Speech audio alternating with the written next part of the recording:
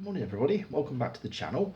I promised to review these movies last week and I never actually got round to it, so I thought I'd do them now.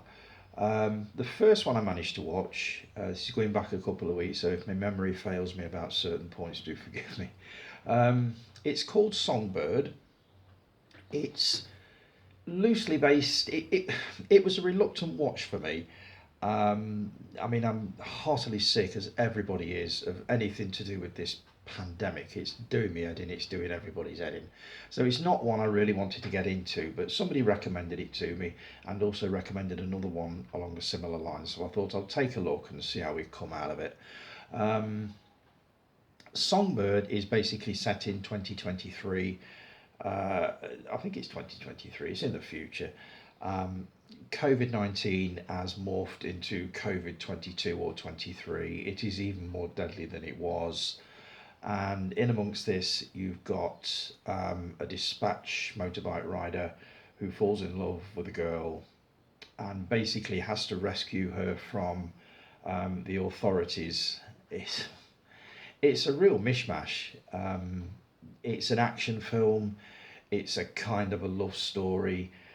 Uh, it doesn't make for very comforting viewing, I've got to admit. The only person I recognised in it was Demi Moore.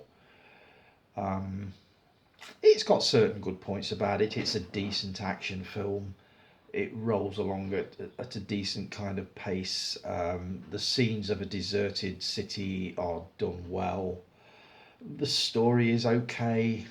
I mean, the only thing I can really say about it is that I think it was probably a little bit mistimed. As I say, everyone is really, really sick and tired of anything to do with coronavirus. Um, so I'm not sure it's the kind of thing that people want to see right now. In a couple of years, it probably would have gone down a lot better. Um, it's got awful reviews. People are saying that the story's rubbish, the acting is crap, and everything else is bad about it. But it really isn't that bad. It's okay if you're in the mood for something like that. If you're looking for something altogether more serious, I would definitely recommend Contagion.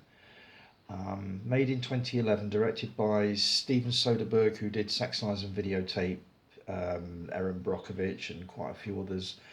It's got quite a cast list. You've got Matt Damon, you've got Gwyneth Paltrow, Jude Law, Kate Winslet.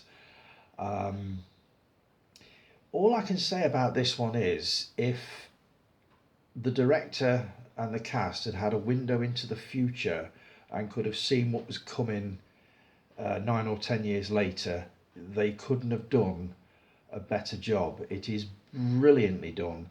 It is frighteningly real. Basically, a doctor comes back from China with a disease. She dies. Her son dies. The father, Matt Damon, basically goes on a crusade to sort things out. It is just really, really good. But again, it's not the kind of film you want to watch if you're on a downer. And if you're sick of anything coronavirus, then I really wouldn't recommend it. But somebody said that if you watch Songbird, you need to watch Contagion at the same time. So I took a look, and if I had to pick the better of the two, it would absolutely definitely be Contagion. Nothing wrong with Songbird, it's all right. Um, but it's not really my kind of thing. It's an action film, as I say, and it's based roughly around the pandemic, and I think it's the first one that's come out that's been set during the coronavirus thing. Uh, but as I say, if you're looking for one that is frighteningly real and a lot closer to the truth than Songbird, I would recommend Contagion. But if you don't particularly fancy either, I remember a series from 1975. Now, some of you will remember this, Survivors. And this is fairly similar. For saying it was made nearly 50 years ago, 40, 50 years ago, it was made by Terry Nation, who was most famous for his work on Doctor Who. I believe he created the Daleks. And this is basically about a flu virus that wipes out pretty much the entire world and just leaves small pockets of survivors who basically have to rebuild society from scratch. It's a cracking series, and it's one that I would like to watch again, and I'm going to try and make the time to watch it again. But if you're looking for something not so much more light-hearted, but not quite as bleak as Contagion and SongBird, I would definitely recommend that you dig out Survivors.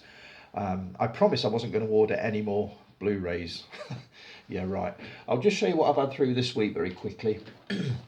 Had this one through yesterday. Burnt Offerings, Oliver Reed, Karen Black, Burgess Meredith, who was the Penguin in Batman. Standard haunted house type thing, made in '76, I believe. So I'm looking forward to having a look at that. It's an Arrow. Is it an Arrow release? Yep. So we've got loads of extras on there that I'm going to be taking a look at. Subway. I don't even know what made me order this.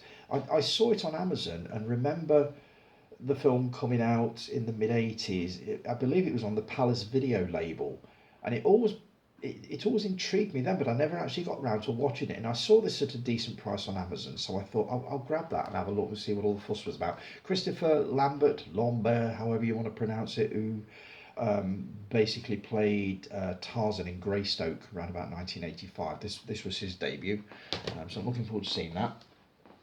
Alien Abduction, found footage. I love found footage films.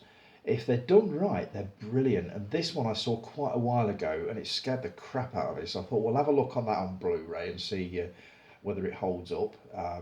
But it really is good. The found footage thing, as I say, if it's done properly, they're great. The Blair Witch was the best. It was the first and the best. But there've been quite a few of them since. Maybe I should do a video on the best ones. Actually, thinking about it. This Werewolf Shadow. It was released in 1971 or 2. Now I remember having the Super 8. You remember Super 8? Super 8 black and white silent version of this, which basically featured just the last 10-15 minutes of it. And I remember it was as scary as hell. Now I'm pretty sure it won't be nowadays, but I've been trying to track this one down forever, just to see what the whole film looks like. So I'm looking forward to watching that. This one was recommended to me, so I thought we'll have a go at this. But I've got to watch the film that this is based on. It's basically a biopic of the guy who made a movie called The Room, which is considered by a lot of people to be the worst movie ever made. I personally thought that was Plan 9 from Outer Space, but it's been superseded by quite a few others since then, including The Room. And this is the story of the making of The Room. And I've heard it is absolutely brilliant, so I'm looking forward to watching that one. Ex Machina, I called it Ex Machina in the week and somebody pulled me up on it. It is actually Ex Machina, to do with AI, artificial intelligence, that kind of thing. Again, it's one I saw on Amazon at a decent price. I missed it on demand. It disappeared before I had a chance to watch it, so I thought I'll grab that. This is another one I missed on demand, which I wanted to see, and again I saw it for about £3 or £4, so I thought, stuff it. So I ordered it. It's loosely based around like Jack the Ripper, that kind of thing, but I've heard very good reviews of it, so I'm looking forward to watching that one. Now next week I'm going to do a review of this one. I've been dying to watch this for ages. I was supposed to watch it this morning, but I didn't get the chance. So I'm going to watch it sometime next week and do a review of that one. It has got one hell of a cast list. You've got Stanley Baker, Patrick McGowan, David McCallum, Sean Connery. There are loads, absolutely loads. Black and white classic Hell Drivers. And another one I'm going to review next week on here is this one, Food of the Gods. I actually watched this one last night, so I'll do a little chat with you on that one. Typical 70s nature gone mad type of thing, so I'll be doing a review of that one. The only other thing I've managed to watch this week, I've managed to finish off The Haunting of Hill House on Netflix. I don't even know what to say about it. I'd heard so many things about this series.